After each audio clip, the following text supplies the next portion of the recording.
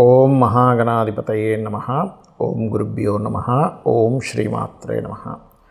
పరమేశ్వర స్వరూపమైనటువంటి జ్యోతిష, వాస్తు మరియు ఇతర అనేకమైనటువంటి శాస్త్రములను మనకు అందించినటువంటి మహర్షులకి నమస్కారం. హయగ్రీవ హయగ్రీవ హయగ్రీవేతి యో వదేత్ తస్య నిస్సరతే వాణి జన్మకన్యా ప్రవాహవత్. అరుణాం కరుణాతరంగితాక్షీం ధృతపాశాంకుశపుష్పబాణచాపాం అనిమాదిభిరావృతాం మయూకైః అహమిత్యేవ విభావయే భవానీం. శ్రీమాత్రే నమః. ప్రేక్షకులకి ఆ లలితాంబిక అమ్మవారి యొక్క అనుగ్రహం పరిపూర్ణంగా కలగాలని మనస్ఫూర్తి కోరుకుంటూ మనం ఈరోజు చెప్పుకోబోయేటువంటి టాపిక్ 2025 జనవరి మాసంలో ఫలితాలు ఏ విధంగా ఉన్నాయి, మరియు ఏ విషయాల పట్ల మీరు జాగ్రత్తగా ఉండాలి, అదేవిధంగా ఎటువంటి పరిహార మార్గం చేసుకుంటే ఇబ్బంది పడకుండా సంతోషంగా ఉంటాము అనేటువంటి విషయాలు చెప్తుంది నేనైనప్పటికీ కూడా చెప్పిస్తుంది సాక్షాత్ లలిత అమ్మవారిగా భావిస్తూ ఒక్కొక్క లగ్నం తెలియని వారు రాశిరీత్యా చూసుకుందాం. అయితే దీనికంటే ముందు అసలు గ్రహాలు ఎక్కడెక్కడ ఉన్నాయి ఈ జనవరి మాసంలో. గురువు వక్రించే ఉన్నాడు, ఇంకా అదేవిధంగా కుజుడు కూడా వక్రించి ఉన్నాడు ఈ జనవరి మాసంలో. అదేవిధంగా కేతువు కన్యారాశిలోని, బుధుడు వృశ్చికంలో ఉంటూ 4వ తేదీ ధనస్సులోకి, 25వ తేదీ మకరంలోకి ఎంటర్ అవుతున్నాడు. చంద్రుడైతే మొత్తం ఒక నెలలో ఒక రౌండ్, అంటే ఈ యొక్క మకరం నుంచి మళ్ళీ మకరం వరకు చేరుకుంటాడు. రవి 14వ తేదీ ధనస్సు నుంచి మకరంలోకి, శుక్రుడు శని కుంభరాశిలో ఉన్నాడు. ఈ శుక్రుడు మీనంలోకి రాహువుని చేరుకుంటాడు. రాహు మీనంలో ఉన్నాడు, 28వ తేదీ చేరుకుంటున్నాడు. అంటే ఆల్మోస్ట్ నెల రోజులు మొత్తం శుక్రుడు ఇక్కడే ఉంటాడు. ఈ యొక్క గ్రహస్థితిని అనుసరించి ద్వాదశ లగ్నాల వరకు ఎలా ఉంటుందనే విషయం మనం ఇప్పుడు తెలుసుకుందాం. కన్యా లగ్నము, కన్యారాశి. మీకు ప్రస్తుతం ఉన్నటువంటి గ్రహస్థితిలో లగ్నంలో కేతు సంచారం జరుగుతుంది. ఇది ఒక గొప్ప ఆధ్యాత్మిక యోగం. ఎందుకంటే అన్ని యోగాల కంటే గొప్ప యోగం ఆధ్యాత్మిక యోగం, భక్తి యోగం. భక్తి యోగాన్ని మించిన యోగం లేదు, గుర్తుపెట్టుకోండి. దేవుడి యందు భక్తి, మనం చేసే ప్రతి పని మీద భక్తి అనుకోండి కాసేపు. అలాగే మరొక విషయం ఏంటంటే ఫైనాన్షియల్ మ్యాటర్స్ విషయంలో ఎట్లా ఉండబోతుంది ఏమిటి అని చెప్పి చూసుకున్నట్లయితే కాస్త అప్పులు ఇవ్వడం తీసుకునే విషయంలో జాగ్రత్తగా ఉండాలి. కాకపోతే అప్పులు లభిస్తాయి ఈ సమయంలో మీకు, మరియు ఉద్యోగ ప్రయత్నాలు కూడా ఫలిస్తాయి. కాకపోతే లగ్నంలో కేతు ఉన్నందుకు ఏదో తెలియని ఒక నిర్లిప్తత, నిరాశ. అంటే కొన్ని విషయాలు మనం చూడండి, ఎంత స్ట్రాంగ్గా ఉన్నా సరే కొన్నిసార్లు ఏదో తెలియని ఒక ఒక ఫీల్డ్లోకి వెళ్ళిపోతూ ఉంటాం. అంటే నాకేం అక్కర్లేదు, నాకేం వద్దని, అటువంటివి కొంచెం క్రియేట్ అవుతుంటాయి. కాస్త ధ్యానంలో రోజు కూర్చొని గణపతిని కనుక ధ్యానించినట్లయితే 100% మీకు బాగుంటుంది, అందులో ఎటువంటి సందేహం లేదు.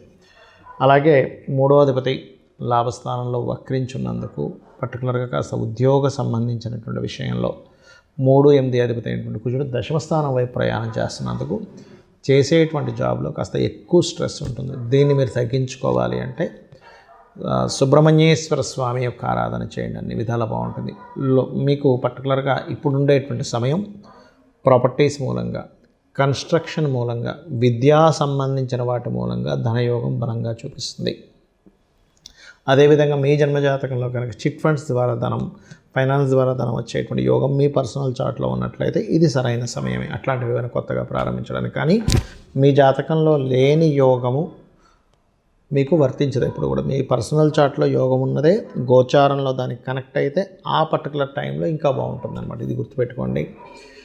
వివాహ సంబంధించినటువంటి ప్రయత్నాలు చేసేటువంటి వారు సేమ్ ప్లేస్, అంటే ఒకే ఊర్లో వాళ్ళు కాకుండా కొంచెం వేరే ఊర్లోని సంబంధము, లేదా వేరే దేశం, ఇంకా చెప్పాలంటే 7వ స్థానంలో ఉండేటువంటి రాహు ఇతర దేశాల్లో ఉండేటువంటి వారికి యోగాన్ని ఇస్తున్నాడు. ఇక మీరు చేయవలసినటువంటి దేవత ఆరాధన ఏమిటి, మరి విదేశాలకు వెళ్ళాలనుకునేటువంటి వారికి ఎంతవరకు బలం ఉంది ఇప్పుడు అని చెప్పి చూసుకున్నట్లయితే 100% విదేశీ బలం అనేటువంటిది బలంగా చూపిస్తుంది. మరియు అదేవిధంగా కాకపోతే బయట దేశాలకు వెళ్ళి ఉద్యోగం చేసేటువంటి వారికి కొంత స్ట్రెస్ ఉంటుంది. ఇప్పుడు 12వ అధిపతి ఎంత లేదన్నా కూడా మనకి 4లో ఉంటూ ముందుకు వెళ్తున్నందుకు 14వ తేదీ లోపల మీరు ఏదైనా విదేశాల్లో ఉంటే అక్కడ ఏదైనా ప్రాపర్టీస్ కొనుగోలు చేద్దాం అనుకునేటువంటి వారికి తొందరగా యోగం ఉంది. మరియు పూర్వీకుల ఆస్తులు, తాతగారు ఆస్తికి సంబంధించిన విషయంలో గతంలో ఏవైనా చిన్న డిస్ప్యూట్స్ అవి ఉన్నా కూడా క్లియర్ అవ్వడం జరుగుతుంది. ఇక మీరు చేయవలసిన దేవత ఆరాధన వెంకటేశ్వర స్వామి యొక్క ఆరాధన చేయండి, అన్ని విధాలు బాగుంటుంది. జ్యోతిష్శాస్త్రంలో ఉన్నటువంటి కొన్ని అపోహలు ఏమిటి, మిత్స్ అంటారు వాటిని. అంటే అనవసరంగా మూఢనమ్మకాలు అనుకోండి, ఇవి నేను మీకు ఈరోజు చెప్పబోతున్నాను. గుర్తుపెట్టుకోండి. ఏమిటవి అంటే ఇవి తెలియాలి. ముఖ్యంగా ఇవి తెలియకపోవడం వల్ల కూడా ఇబ్బంది పడుతున్నారు చాలామంది అనుకునేది ఏమిటంటే ఏలినాడు శని, అర్ధాష్టమి శని, అష్టమి శని సమయంలో ఏదీ కలిసి రాదు అనుకుంటారు. అది పూర్తిగా తప్పు. గుర్తుపెట్టుకోండి. నేను 100% నేను రీసెర్చ్ చేసి చెప్తున్నాను. అష్టమి శని, అర్ధాష్టమి శని, ఏలినాడు శని కేవలం మీకు కొద్దిగా ఆలస్యము, అనుభవము, ఒక విషయాన్ని నేర్పేలాగా కర్మకారకుడు మీకు ఆ స్థానాల్లో ఉండి ఇస్తాడు. అంటే మీ యొక్క కర్మ ఏంటంటే ఆ సమయంలో కొంచెం స్ట్రెస్ అవ్వడం వల్ల జీవితంలో ఏది నిజమో అని తెలుసుకుంటారు, కానీ ఏది కలిసి రాకపోవడం కాదు. గుర్తుపెట్టుకోండి. కలిసి రావాలంటే ఏం చేయాలో నేర్చుకుంటారు మీరు, కలిసి రాకపోవడం కాదు. ఎందుకంటే నేను దీని మీద 140 మంది ప్రెసిడెంట్ల జాతకాలు చూశాను. వాళ్ళకి పర్టికులర్గా ప్రెసిడెంట్లను కాదు, ఎమ్మెల్యేలు, ఎంపీలు చాలామంది జాతకాలు, పెద్ద పెద్ద బిజినెస్ మ్యాన్ జాతకాల్లో, ముఖ్యంగా రాజకీయ నాయకుల జాతకాల్లో నేను చూసింది ఏంటంటే ఏలినాటి శని, అర్ధాష్టమి శని, అష్టమి శని సమయాల్లోనే వాళ్ళు పీఎంలు, సీఎంలు కూడా అయ్యారు. మీకు ఎందుకు మన నరేంద్ర మోడీ గారు ఏలినాటి శనిలోనే ఆయన పీఎంగా ఉన్నది వృశ్చిక రాశి. జగన్ అతను అష్టమి శనిలోనే ఆయన సీఎంగా నిలబడ్డారు. మన ఎంతోమంది చంద్రబాబు నాయుడు గారు కావచ్చు, స్వర్గీయ ఎన్టీ రామారావు గారు కావచ్చు. నేను చెప్పేది ఒకటే, అంటే రాజ్యాన్నే ఇస్తున్నటువంటి శని మీకెందుకు ఏమీ కలిసి రాకుండా చేస్తాడంటే ఒక్కసారి ఆలోచించండి. ఎందుకంటే నేను ఈ విషయాన్ని ఎందుకు స్పష్టంగా చెప్తున్నానంటే అనవసరంగా ఇది ఏమీ కలిసి రాదేమో అని ఏమీ చేయకుండా ఉండిపోతున్నారు. అది కాదు. శని అంటే కర్మకారకుడు, విజయానికి కారకుడు. కష్టం ఇస్తాడు, ఇవ్వడం నేను అనట్లే. స్లో మూమెంట్, స్లో ఉంటుంది. కానీ అదే శని భగవాను కనుక మీరు చక్కగా దీపారాధన చేసి రెగ్యులర్గా ఒక ఆంజనేయ స్వామి ఆలయమో, నరసింహస్వామి ఆలయమో, స్కందుడు ఆలయానికి వెళ్ళారనుకోండి 100% పాజిటివ్ ఫలితాలు ఇస్తాడు. ఇక రెండవది ఏంటంటే కాలసర్పదోషం గురించి చాలామంది భయపడుతున్నారు. కాలసర్పదోషం కాలానికి సంబంధించినటువంటిది. అంటే దేశ కాల సంబంధించిన పరిస్థితులు ఎలా ఉంటాయి చెప్పేటువంటి అంశం. జన్మజాతకానికి అప్లై చేయకూడదు కాలసర్పదోషానికి, కేవలం సర్పదోషాలను మాత్రమే అప్లై చేయాలి. మరి కాలసర్పదోషానికి ఒక ప్రెడిక్షన్ ఉంటుంది కదా అంటే ఉంటుంది, దానికి ఒక ప్రెడిక్షన్ ఉంటుంది. అంతేగాని ఎందుకు కలిసి రాదని కాదు. మెగాస్టార్ చిరంజీవి గారికి ఉంది కాలసర్పదోషం. ఎంతోమంది రాజకీయ నాయకుల్లో పెద్ద పెద్ద రేంజ్లో వెళ్ళిన వాళ్ళకి, పెద్ద పెద్ద బిజినెస్ పీపుల్కి నేను చూశాను కాలసర్పదోషం. మరి వాళ్ళు ఎందుకు అలా ఆ రేంజ్లోకి ఎదిగారు అనేది ఒక్కసారి ఆలోచించండి. ఆస్ట్రాలజీ 100% ఉంది, కానీ దాన్ని రీసెర్చ్ చేసి దాన్ని అర్థం చేసుకొని దాన్ని ఎలాగ మనకు ఎందుకు అందించారనే విషయాన్ని పూర్తిగా అర్థం చేసుకోవాలి. అలాగే మరొక విషయం ఏంటంటే ఒకటి, ప్రతిసారి కూడా మనం ప్రతిదానికి కూడా ఏలినాటి శననో సర్పదోషం ఉందనో పెట్టుకుంటాం. అలా కాదు. పర్టికులర్ భావం అంటే మీకు వివాహం అవ్వటం లేదు, ఓకే, 7th లార్డ్ ఎవరయ్యారు చూసుకొని ఆ 7th లార్డ్ బలహీనంగా ఉన్నాడా, అందుకే అవ్వట్లేదు. దాన్ని చిన్న చిన్న మంత్రాలతో, లలితసహస్రనామం ఉంది, అందులో ఓం కామేశబద్ధ మాంగళ్య సూత్ర శోభిత కందరాయ నమః ఖచ్చితంగా ఇంట్లో కూర్చొని చక్కగా చేసుకొని ఫ్రీ అయిపోతుంది. దానికి అంతేగాని అమ్మో దీనికి ఏదో లక్షలు కట్టించి పూజ చేసుకోవాలి అప్పుడే నాకు ఆ దోషం పోతుంది అనేటువంటిది కాదు. కలియుగంకున్న గొప్పతనం ఏంటంటే నామస్మరణ చేత పోతుంది, క్లియర్ అయిపోతుంది.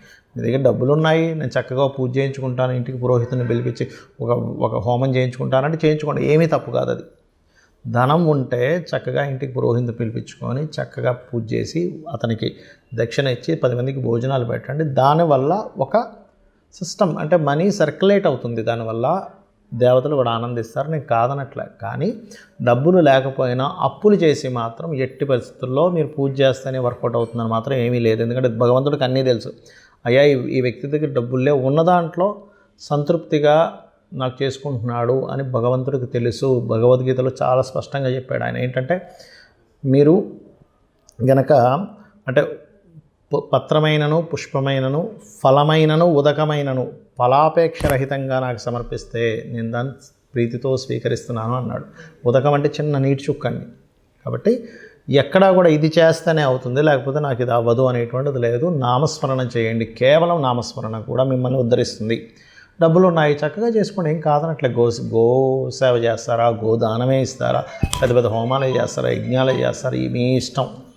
బట్ లేనప్పుడు మాత్రం అప్పు చేస్తేనే అవుతుంది అనేటువంటి మూఢనమ్మకం నుంచి బయటికి రండి ఫస్ట్ మీరు. అలాగే మరొక విషయం ఏంటంటే జ్యోతిష్యము, వాస్తు. చాలామందికి ఏంటంటే వాస్తులో కూడా వాస్తు అనగానే మొత్తం మీద పగలగొట్టేస్తేనే అది సెట్ అవుతుంది అనుకుంటారు. అలా ఏమీ లేదు. చక్కగా ఇంట్లో ఏ వస్తువు ఎక్కడ పెట్టుకోవాలి, మీకు సరైనటువంటి గృహం అవునా కాదా, అన్ని గృహాలు మంచివే, కానీ మనకు సెట్ అయ్యే గృహమే మనకు బాగుంటుంది. అది ఏ డైరెక్షన్ ఈజ్ మీకు మంచిది అనేటువంటివి కొన్ని సెట్ ఆఫ్ రూల్స్ ఉన్నాయి వాస్తులో. అది తెలుసుకొని వెళ్ళండి. అంతేగాని ఏదో వాస్తు బాగాలేదని ఇల్లు కూలగొట్టేసేయడం, మొత్తం గందరగోళం చేసేసుకుని లక్షల రూపాయలు దాన్ని ఖర్చు పెట్టేసి మళ్ళీ అది అప్పులో పాలవడం కాదు. వాస్తులో వెరీ క్లియర్లీ మనకి కొన్నిసార్లు మాత్రమే, అంటే ఈశాన్యంలో బాత్రూమ్ మాత్రమే ఖచ్చితంగా తీయమన్నాడు. మిగతా ప్లేసెస్లో ఉన్నప్పుడు చిన్న రెమెడీస్తో దాన్ని మనం సెట్ చేసుకోవచ్చు. కలర్స్ ద్వారా సెట్ చేసుకోవచ్చు. ఒక వస్తువు ఒక దగ్గర ఉండడం ద్వారా సెట్ చేసుకోవచ్చు. మనం ఇంట్లో ఒక పని ఒక దగ్గర చేయడం ద్వారా సెట్ చేసుకోవచ్చు. సో ఇది అర్థం చేసుకోండి. అనవసరంగా ఏదో అయిపోతుందని భయం కోసం కాదు. ఆస్ట్రాలజీ కానీ వాస్తు కానీ ఉన్నది ఏంటంటే అది మనకు వెలుగుని చూపించాలి, ఒక దారిని చూపించడానికి ఉన్నది. కాబట్టి మీ అందరూ కూడా అమ్మవారి అనుగ్రహానికి పాత్రలు అవ్వాలని మనస్ఫూర్తిగా కోరుకుంటూ శ్రీమాత్రే నమః.